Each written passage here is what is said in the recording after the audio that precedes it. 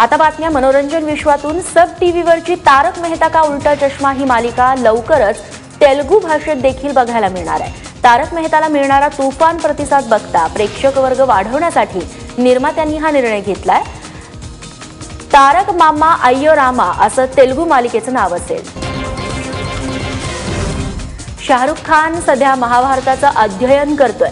महाभारतावरती cinema बनवण्याची शाहरुख खानची इच्छा आहे। यासाठी तो सध्या निर्मात्याच्या शोधात आहे। भारतीय निर्मात्यांकडून शक्य न झाल्यास आंतरराष्ट्रीय निर्मात्यांकडून मदत घेण्याचा शाहरुखचा मानस आहे।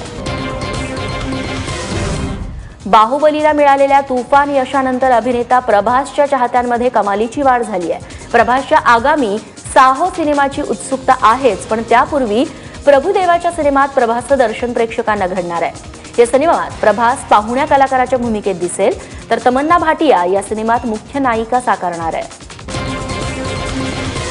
नवाजुद्दीन सिद्दीकीचा हा हटके अंदाज आहे आगामी मॉम या सिनेमातला। या लुकसाठी नवाजनं बरीच मेहनत घेतली आहे। 4 तासांच्या अथक मेहनतीनंतर नवाजचा हा मेकअप पूर्ण व्हायचा। दिल्लीतल्या सुप्रसिद्ध चांदनी चौक या भागामध्ये या सिनेमाचं शूटिंग पार पडलंय आणि या चौकामध्ये नवाजला या रूपात कुणीही ओळखलं नाही।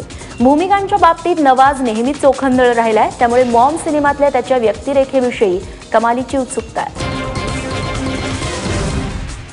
कृष्णा अभिषेक सोबत अनेक कॉमेडी शोज मध्ये काम केल्यानंतर आता भारती सिंगनं कपिलच्या शो मध्ये सहभागी होण्याचा निर्णय घेतलाय।